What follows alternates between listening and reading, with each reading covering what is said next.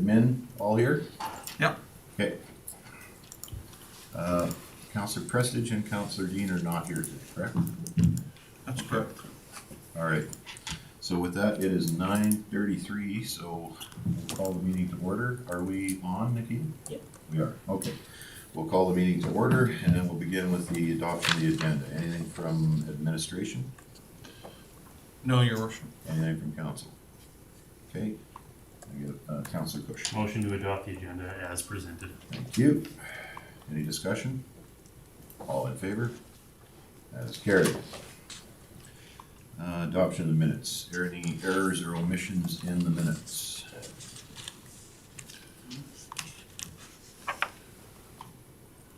Councillor Kulkin. I'll move the minutes be adopted as presented. Okay. Move to be adopted as presented. Any discussion on that? All in favor? That is carried. All right, we have public hearings. We go to bylaw 5.1. So we have, Alicia, we have a little housekeeping on this one. Hi, Your Worship, members of council, and I'm uncertain if the Reeve would like to proceed to the budget adjustment discussion at the same time as the changes reflected in the bylaw are identified for you under, is it 8.1 on the budget adjustment for the seniors housing? Okay, well, let's do 8.1, and then that way we'll get a background on the corrections or the changes to 5.1 on the tax rate bylaw. So let's, with council's permission, we'll just move to 8.1. And Thank you, Your Worship. We as in the accounting group, unfortunately pulled the wrong number from the Barhead Social Housing Seniors Requisition. We knew that it had increased the rate somewhat, but they had also reduced the amount we requisitioned substantially the prior year. So in our review, we were accepting of the difference, but upon further inspection and the number of calls that the offices were receiving, we did further investigation. I believe a couple council members reached out to administration as well, so thank you for that. So the adjustment has been made in the 2022 operating budget, so we're reducing the amount of requisitions being requested on page 17 of 80, and then it's reflected as reducing the amount that we're paying out as an expense on page 19 of 80. The net effect was $242,667. While it predominantly affected the residential ratepayers, the way the linear taxation rate is tied to, and it's a formula, it did affect some of our linear properties as well in the area. New notices have been generated through the system. The correct notices are all within the system, but we're awaiting council's approval of the changes to the budget and the bylaw prior to mailing anything out. And we apologize greatly to all of council and the ratepayers of Woodlands County. okay, so basically this is a small error and we've corrected it, and that's what where we're going. Is there any questions to administration on this? Okay. I get a motion to approve the Councillor Kulkin. Yeah, I'll make a motion to approve the 2022 senior housing requisition budget adjustments to the 2022 operating budget as presented. Thank you. Any discussion on the motion? All in favor? Any opposed? That is carried. Okay, that'll bring us back to, bylaw 589.22, amending the 2022 property tax rates in housing revenues. So, Alicia, go ahead. Thank you, Your Worship, members of council. You'll note on page 11 of 80, highlighted in yellow are the rates that are changed. Specifically, the original rate on the Hillcrest was at 1.15, so it's decreased substantially on this round. And the net effect of that is positive to all our ratepayers, as they are seeing a significant reduction in their taxation bills. Okay. Any other questions to amend on this? Go ahead, Councillor Williams. No, I was just gonna make a motion that council gives first reading to amending bylaw 589/22, 2022 property tax rate. Okay. First readings are on the floor. Any discussion on first reading? Call the question. All in favor? Any opposed? That is carried. Councillor Bush. I'll move the council to give second reading to amending bylaw 589/22, 2022 property tax rate. Thank you, Councillor Cush. Any discussion on that motion? All in favor? Any opposed? That's carried. Third and final reading, proceed to Councillor Williams. Go ahead. I'll make a motion that council proceeds to third and final reading to amending bylaw 589/22, 2022 property tax rate. Thank you. And as a matter of procedure, this must be recorded and shown as a unanimous, since we're doing it all on the one day. So any discussion on that motion? All in favor? Any opposed? I see unanimous consent. I'll accept the Councillor Bush. Move the council gives third reading to amending bylaw 589/22, 2022 property tax rate. Thank you. Any discussion on that motion? All in favor? Any opposed? That is carried. Okay, that will bring us to item 8.2, appointment of inspectors. Dawn, Good morning, Your Worship and good Council. morning. So before you have a request for decision to appoint our inspectors under the Alberta Weed Control Act and the Alberta Pest Act. And this would just be for our weed inspections as well as doing our plant disease inspections like club root and such like that. So this is an annual appointment that needs to be done. Myself, I do not need to be appointed as it's part of my job as the title by virtue of my position. So, yeah, basically, according to legislation, we are required to make these appointments. So. Okay. Any questions to Dawn on this one? No, pretty straightforward. Okay. Anyone, Councillor Williams? Make a motion that council appoints James Akins, Sherry Callahason, and Jacob Charco? I'm not gonna say that. As municipal inspectors under the Alberta Agricultural Pest Act and the Alberta Weed Control Act for Woodlands County. Okay, thank you. Any discussion on the motion? All in favor? And that is passed. Thank you, Dawn. Thank you. Okay, LGFF. So everybody, well, anyone not familiar with this, the MSI is going away. I think this is coming in 2024, around there. And this will replace the MSI funding, the Municipal Sustainability Initiative. So there was a questionnaire that was put out. So Alicia, do you want to take us through that? Thank you.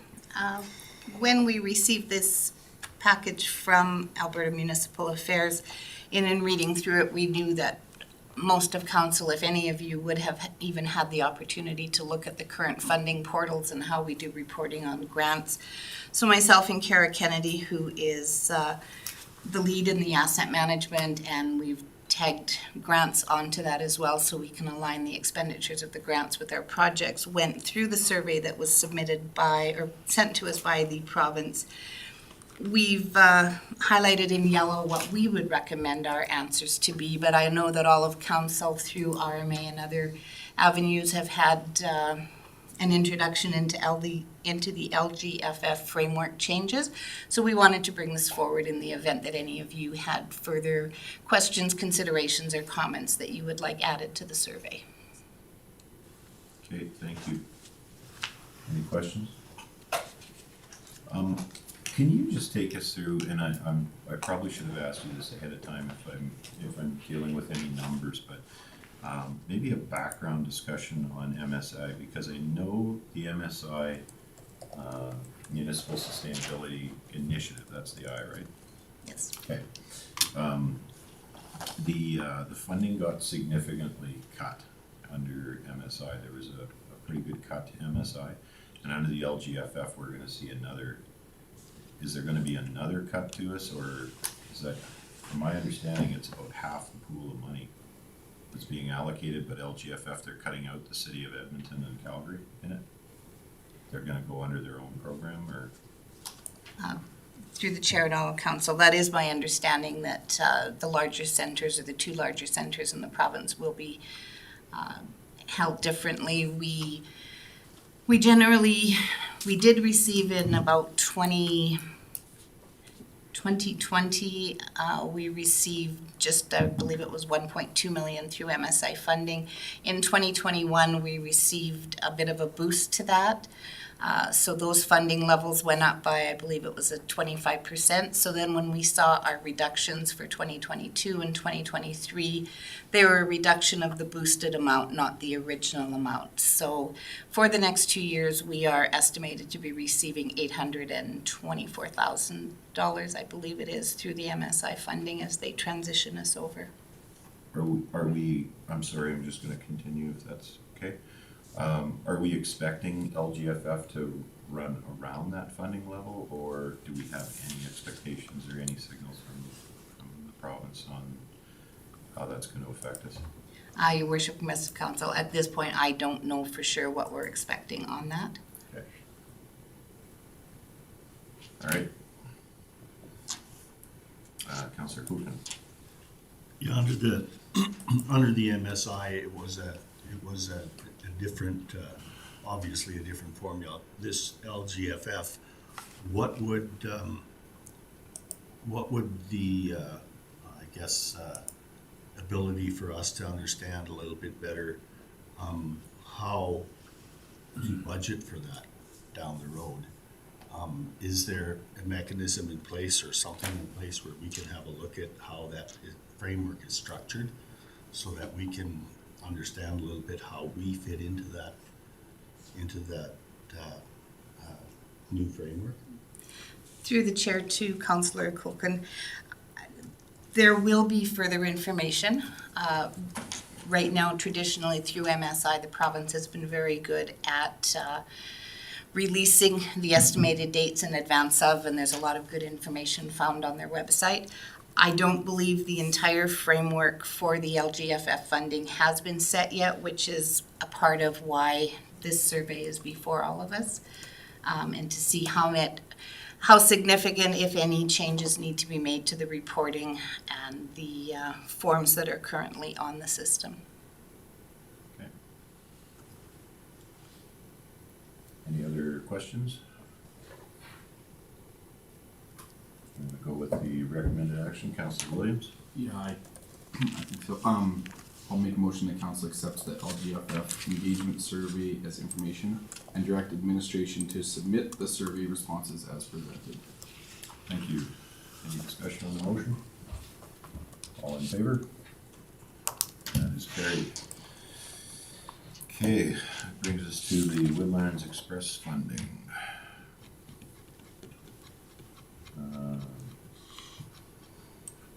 Mr. Frank? Your worship, members of council, this was brought before the governance and priority meeting, and the motion indicated that it had to go to council for approval, so we're bringing it forth to council for approval. Okay. What's our historical funding on this? Is this a change or anything? Yeah, your worship, members of council, I believe it's been consistent for the last, it's gotta be 4 or 5 years. I know, at one point in time, they did get about 12,000, so there is a small increase, but it hasn't been over recent years. Right. Councillor Clayton? Yeah, and, through the chair to council, when you looked at their budget, their financial statements, they've been operating really well within that framework, and it's always very close to that. You know, I believe it was between 11 and 12,000 this year.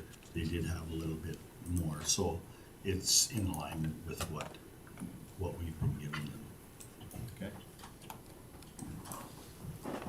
Yeah, your worship, the other thing is, administration is in the process of preparing a 3-year operating agreement for council's consideration so that you don't have to deal with this on a yearly basis. Okay, thank you. Any other discussions on it? Councillor Cogan? I'll make a motion that council approves Woodlands Express annual funding in the amount of $15,000. Okay, thank you. Any discussion on the motion? All in favor? Any opposed? That is carried. Brings us to correspondence and information. We have some good news here. Alicia, you want to give us that good news? Your worship, members of council, this item, I know council was aware of the debenture that fell off just through budget discussions, but we received the actual council notice on earlier in the month, and I just wanted to bring it forward to council and show you that we're whittling down our debt. Okay, thank you. So, yeah, $500,000 loan paid off, that's good. We need a motion to accept for information. Councillor Williams. Oh, wait, sorry. I just had a quick question. No. I did recognize Councillor Yeah, Williams No, first. if you have a question, I was gonna make a motion. Okay, go ahead, Councillor Wilhelm. My only question was when I'm reading, I just didn't, what was the debenture for? It wasn't listed on the RFP at all.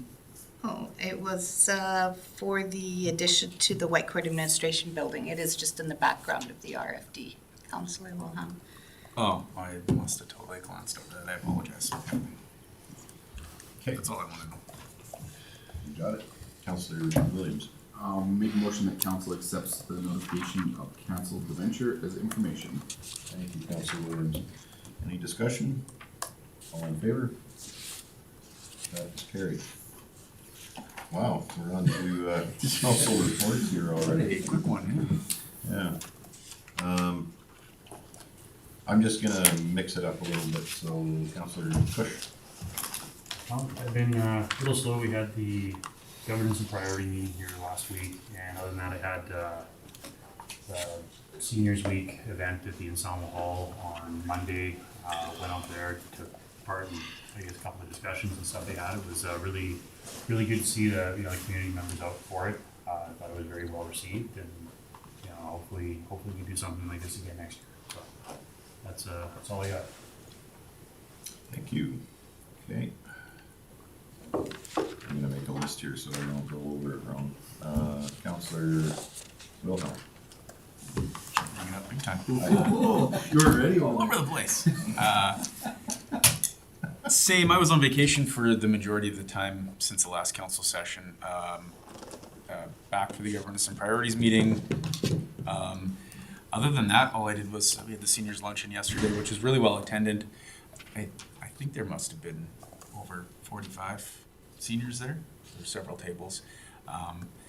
Good presentation by the Whitecourt Detachment RCMP on fraud for seniors and current ongoing frauds in Whitecourt that are happening, not just with seniors, but a lot of some of the high school kids that are happening in town. So good information session for that. And then as well, information on recognizing abuse that can happen with seniors and how to recognize that and how to report it properly. So obviously 2 concerns that they felt should be shared with the seniors, and I think the seniors are really appreciative of that information. First time I've had to talk in front of a large group in a long time, so I stumbled off the hop, but once I got my flow, I was feeling a lot better after that. And yeah, that's pretty much it. It was a quiet 2 weeks. Okay. And since you bring that up, the fraud with seniors, that's actually something that I'm really happy to see us getting that information out. I can't believe the amount of, and I think it accelerated through COVID because people are available and nervous and they're preying on that kind of, fear that people had and things. So I think it really accelerated. But I mean, some of the tax fraud, it's pretty sophisticated. You get phone calls from people claiming to be CRA. You get phone calls from people claiming to You know, they're gonna be in your bank accounts, they're gonna freeze this, they're gonna freeze that. It's not good stuff. So I'm very happy that we're identifying some of those and communicating them with the seniors is an excellent idea. Councillor Williams. Same as everybody else, just since the governance priorities meeting, went and judged lemonade stands. We did a taste testing in Fort Assiniboine. Councillor Prestridge and I went there. That was very difficult because there's only 2 of them and one's first, so that wasn't that fun. But it was really good seeing the kids and how much work they put in and how they develop their recipes and stuff. It's very good, so I would swing by and grab some lemonade. And then I also went to the Hillcrest Cemetery meeting last night. That's the first time I've ever been to. I'm not on it or anything, but I just sat in with them. They're doing quite a lot of work to there, and there's a lot more that goes on behind the scenes of the cemetery than what I ever realized. So it's nice to go there and sit with them. So that's all I have. Okay, thank you, Councillor. Councillor Coulton. Apologize for, I'll have to hang on to my glasses because I chewed the internet. It's like a spectacle. Or monocle. Yeah, it's actually, I've actually had a bit to do. Attended the NPC meeting in Whitecourt here. There's lots of development going on, interesting and great to see things are moving in the county. Blue Ridge development was approved by NPC, and I'd like to give a lot of credit to Joan and Peter for working on this. It's kind of a unique project and quite complex, and along with Bruce and the developer in getting this done on the promised date that was set, which was really, at the end of the meeting, Bruce said to Ken, he says, we promised you June 1st, and that's when it was finished. So kudos to Joan and her crew to getting it done.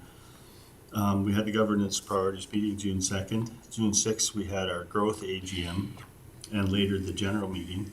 It was a very productive meeting, very interesting. That we've really set the direction and the focus on the future of growth and had a much better focus on how to move forward. We're going to have a much closer relationship with our respective economic development committees as we see many crossovers in the funding and the development opportunities. We also need to have a lot closer ties with Community Futures as there are many common goals in funding and leveraging opportunities. It looks positive that we will get some decent funding through Jobs, Economy and Innovation and the TRF fund. And so we've used the municipal funding and have leveraged it quite well up to this point. We still have some struggles as far as the admin side of it goes because it's currently being done by the board. It's a working board and it's really difficult because every one of us is pretty tied up with a lot of the other work. But it is coming together. Our vice chair was able to meet with the ministers on the RETA funding issue. That's been a problem for a long time and felt that it was a very positive meeting. It was led by a number of municipalities who are concerned that the current funding was not sustainable and it was actually funded for failure. The discussion with the ministers was to increase the levels of to the historic $100,000 and having a 5-year commitment by the province. 50,000 would be operational and 50,000 for projects, which would solve a lot of the admin problems that we have right now. And it also is something that, you can look forward to having funding to be able to carry on with the projects that you're doing. We're entertaining some creative ways to re-engage some of the municipalities that have opted out, and we understand that they've opted out for good reasons, so we have to start that dialogue again to try to get them back into the fold. Wild website will be relaunched very soon, possibly by the end of June. It's almost complete, and I think it's a pretty impressive site. We've hired a very good person to develop that for us, and that's a big positive for us because that was a critical part of what growth had set out to do. We still got a lot of challenges. We spent a lot of time on figuring out how we're going to reengage these different municipalities and who they would be. I spent an afternoon at the Whitecourt Trade Fair. It was great. Met a ton of people, and thanks to Bert and his staff for all the heavy lifting. It's amazing to work with Bert because he is such an enthusiastic guy, and I couldn't believe that he would not allow anyone to walk past there without engaging them. And everybody that he talked to, immediately they came in and it was a conversation. So I think that Woodlands was well represented there. I'd like to say thanks to Richie Wilson from the Blue Ridge Fire Department for volunteering more of his precious time to promote the fire department because he was talking to a lot of young people there. So, I felt that was a big, big thing. So all in all, I had a enjoyable 2 weeks. Okay. Any questions? All right. I'll go ahead with mine. So I also attended the trade fair, and I'm happy you mentioned Richie from the fire department there because, yeah, he was there when I was there as well. And it looks like we got a few applications handed out. Hopefully it brings the fire department top of mind. And again, I'll touch on the community spirit and the volunteer service and things like that. So if you're thinking that you want to volunteer or you should get more involved in your community, get out and get those, get a membership, volunteer a day or two here or there, and try and get the volunteer base back up for all the not-for-profit clubs and things like that that have suffered for the last 2 years under some of the protocols that we've had to observe. I mean, everybody's kind of coming off of a difficult time, so hopefully we can hang on to all those clubs and rebuild our community spirit. I went to, as part of RMA, the FCM, so that's the Federal Coalition of Municipalities down in the Queen City in Regina. It was a lovely 9.5-hour drive, one way, and yeah, it was interesting. Good showing, really good showing from Alberta there, and it's interesting because there usually is a good showing from Alberta at the FCM. I think Alberta is really trying to be understood on the world stage. A lot of conversation about, and it's interesting, they didn't have a lot of plenaries or specific workshops on energy, but the conversations that you had, a lot of them all focused around energy generation, the cost of energy generation, climate change and how that's affecting the cost to develop and supply energy. And I think an important part that people were missing in the calculation is that whatever you take away from the tailpipe of a car in the form of gasoline burnt, you're going to have to generate an electrical power if you are actually doing something along the lines of electric cars or hydrogen or something. I think we almost need to have a conversation about energy in total and figure out how we're going to generate that power and what form it's going to be in to fix this problem. It's not going to be a one-size-fits-all. At the moment, if it's on the road, the choice has always been, well, is it gas, is it diesel? Now we're going to have, is it electric? Is it hydrogen fuel cell? Is it burning hydrogen? Is it whatever? And all of these processes are energy intense. So we're going to have to look at our network and see what it looks like.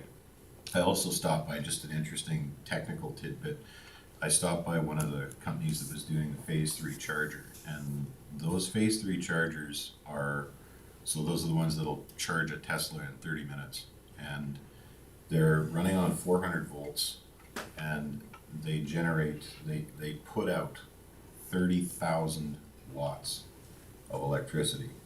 So if you put that into horsepower, you're jamming 45 horsepower into a battery.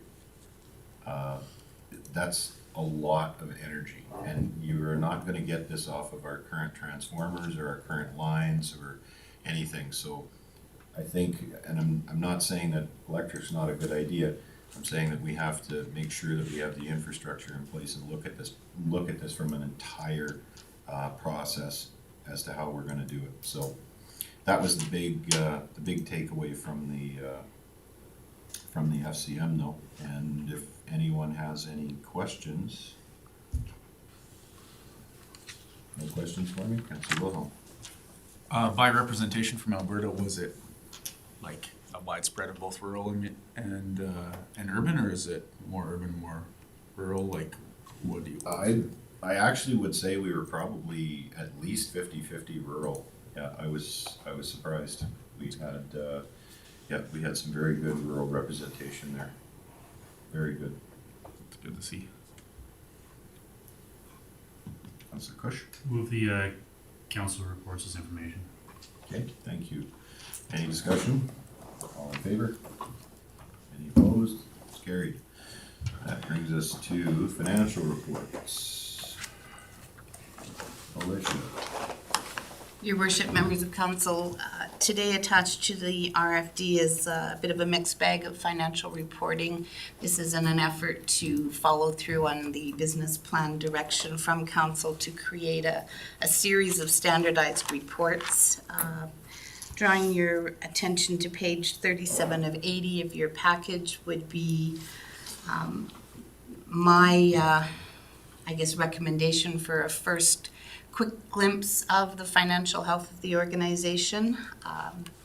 And it is showing the actual year-to-date. The revenue side is, at the time this report was generated as well, we were making the corrections to the taxation notices, which is why the revenue is showing slightly lower there. The following page is the legislative operations budget. So again, just give council a glimpse of what is available currently through the system to provide information on each of the individual departments, if you will, or segments of the budget. Again, looking for any questions or feedback on either of these two pages, or these two reports, pardon me. Councilor Wilhelm. On the legislative 1011 legislative operations budget, page 1 of 2, under expenses, it would be 2-200-249, the contracted services. I see we budgeted 13,000, but our actual is already 28,000. Is that, well, why are we already doubled our budget on that line item? I know it's not a lot of money, but I just was wondering. No, through the chair to Councillor Wilhelm. That was actually direction from myself to the staff that 28,000 represents the full cost of the strategic planning session. Okay. I wanted to leave it whole so council could see that before we distribute it to the other areas, because more than just council was involved in the strategic planning session. Okay, any further questions to it? Obviously, the rate of inflation, the cost of fuel doubling in the last year, we're gonna have to watch our pennies very carefully here. So I thank you, Alicia, for being proactive on looking there. And I know you always have a good tight grasp on the finances here. So that's we really appreciate that.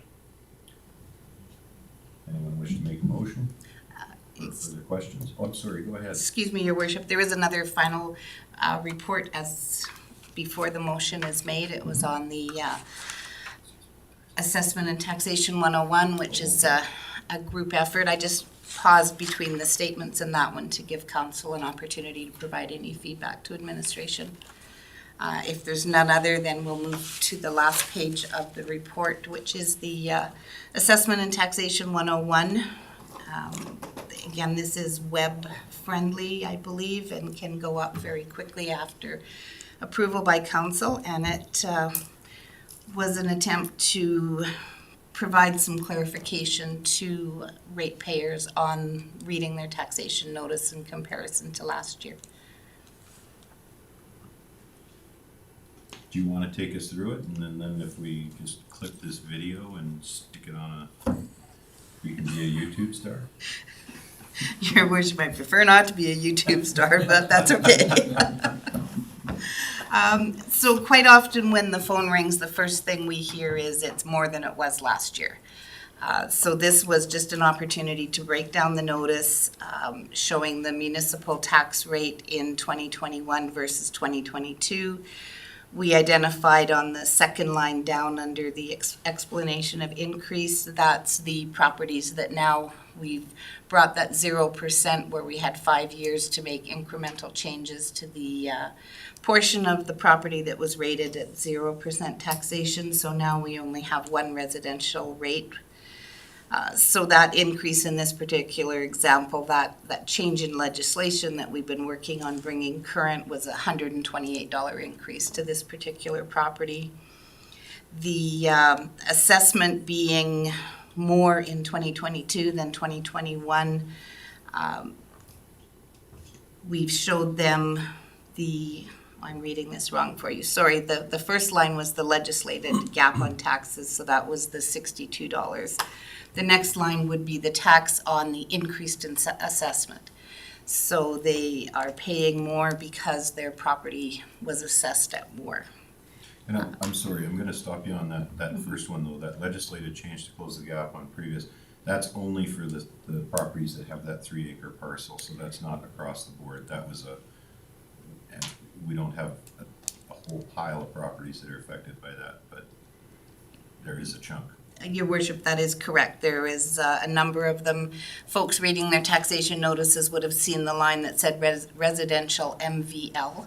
And that is now on future notices going forward will simply be residential and one rate. We're no longer closing that gap on that amount. Then I'm sorry, the second line in the 128.65 is what they're paying more because their property was assessed at more in 2022 than 2021. And the third line is the direct 3% increase to the 2021 tax rate of 3.11 to the 2022 tax rate of 3.20. So that increase was $17.40 on this example. Down below is the monies that we collect on behalf of others. We do not keep those for any municipal purposes, and they're legislated through ministerial orders and directives that we must collect them. In this instance, the education requisition went up by $102, and the seniors requisition went up by $7.20. So the difference in what I owe from 2021 to 2022 is $318, and it's identified in those varying lines.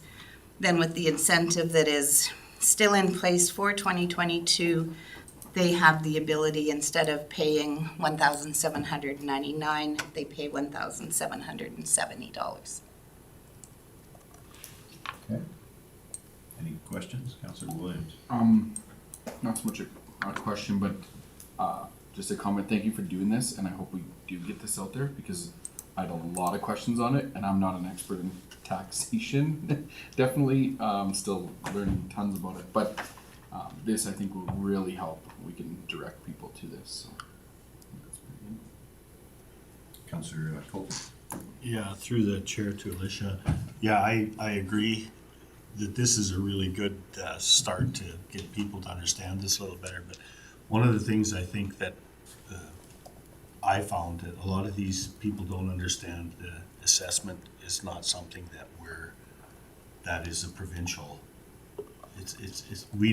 We're not the people who set up the assessment process, and that there is an appeal process. They don't understand that there is an appeal process. So I don't know how we would get that message out that you can appeal, because there was a couple of people that called me that said that they had had properties that had deficient buildings on them that they had removed, and there were no longer any buildings there, but the assessment went up. So I don't understand that, but I think if we could somehow figure out how we can send that message out, how that works, because if it hasn't been assessed and it's still falling under the last year's assessment, then they have an appeal process they go through. Am I correct assuming that? Through the chair to Councillor Culkin, absolutely, there is an appeal process. It is identified on the notice of taxation, and it's 60 days from the date of the taxation notice or the assessment, which in this case, we have the notices dated at June 1st, so that would make July 30th, the end of the 60 days. And we encourage ratepayers, if they have questions, to call us. The staff at the office will not field assessment calls, but we'll certainly take their information and pass it on to the company that does our assessments for us. They are very, very quick to get back to ratepayers, and we have good response times, and we have good results in that. So yes, if there are questions, please reach out to the office. Okay. Councillor Wilhelm. Dave had his hand up first. Oh, sorry, go ahead, Councillor. Just Go ahead. one thing I would also like to point out, with this assessment and taxation 101, a lot of the calls I've had, the people, the ratepayers are kind of concerned, they say like the 3% increase, and they and they look at the total end of it, and their taxes have gone up, like this one here, $300 or $400, but if you take a look at what our 3% increase, like off this example here is only $17. Like we're not adding a huge portion for all of us. Like the municipality, we are trying to be as, I guess, smart with the funding as we can here across the board with our operations. And, like we're not, that whole portion, a lot of people are seeing the increase, only a small part is actually that 3%. And it's captured in here nicely, and I can appreciate that. Thank you. You're welcome. Councillor Wilhelm. So I appreciate the work you guys did in this. I just want to make some suggestions or comments on it, just because, I'm going to look at it as if I'm not a councillor and I'm a resident in town, and I've clicked on the link and I've looked at tax assessment and taxation 101, because I'm assuming this is going to be for our residents, right, and our ratepayers. Yeah.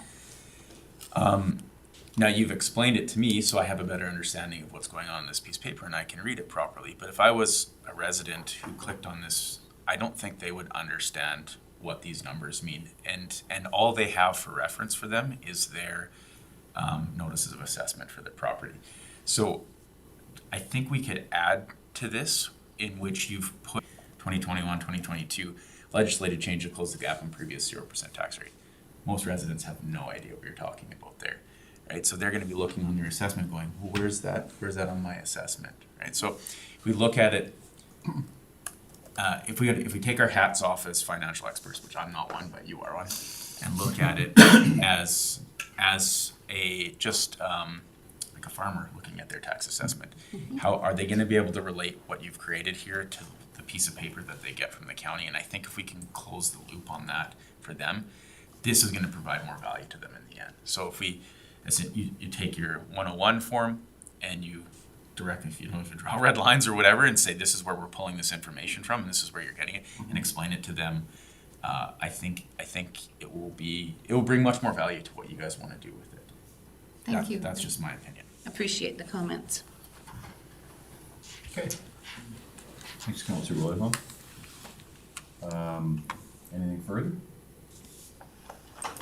Councillor Williams. Make a motion that council accepts financial reports as information. Thank you. Any discussion on that motion? All in favor? Any opposed? It is carried. With that, we're going to move on to the CAO report. Mr. Frank. Your worship, members of council, only have one item to report. Everything else is in closed session.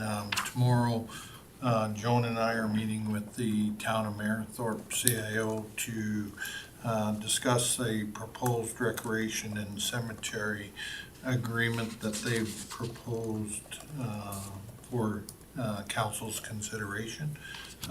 For those new councilors, this has been going on for probably 4 years when they came back and asked us, Woodlands County, for an additional funding. And at that time, council passed a motion to agree to additional funding subject to the conclusion of the conclusion of the ICF agreement with the town of Whitecourt. So it was, depending on what transpired out of that agreement, is we would enter into an agreement with the town of Mayerthorpe. Since then, there's been a couple motions for council to pay some additional resource funding from Woodlands County to the town of Marathon. So we're just trying to now get that formal agreement so that council can go forth for,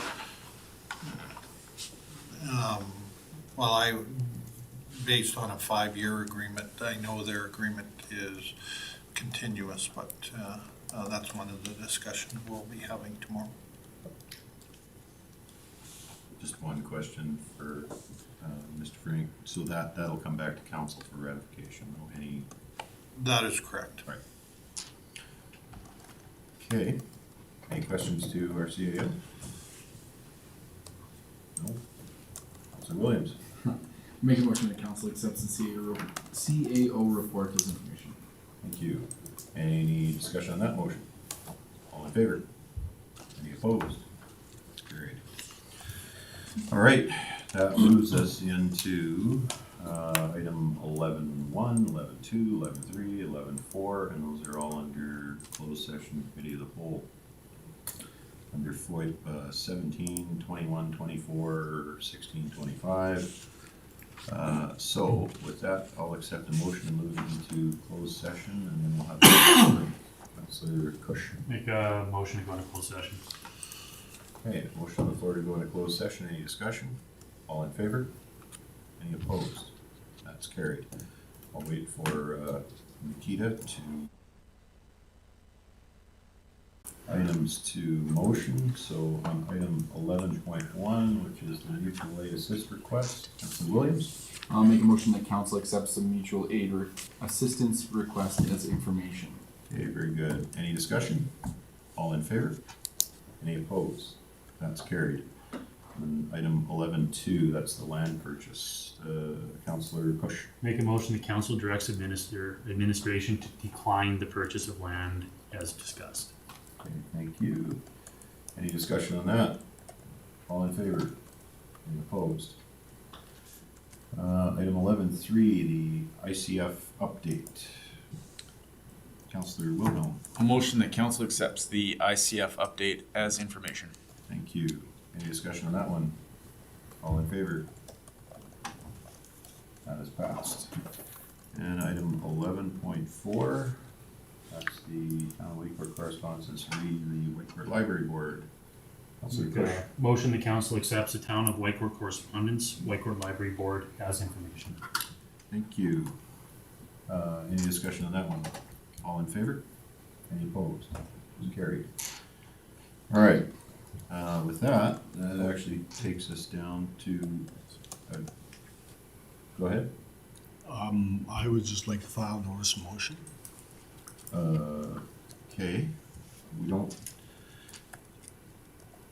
sorry, I just, it's usually done in council reports. Yeah. So is this an update to your report? Yeah, you can put it there. It's just I'd like to see an update on the airport legal situation. Okay. And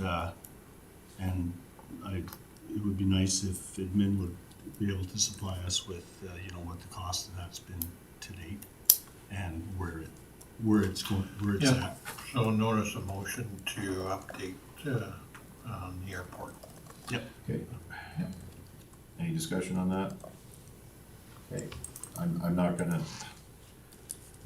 vote on this because I know it's, You can vote on it. I can vote on Yeah, you just can't be here. I when can't we be here, discuss. yes. All right, so there was no discussion, I'll call the question, all in favor? Any opposed? That's carried. Councilor Bush, Make a motion to adjourn. motion to adjourn. Any discussion on that? No, there is no discussion on that one.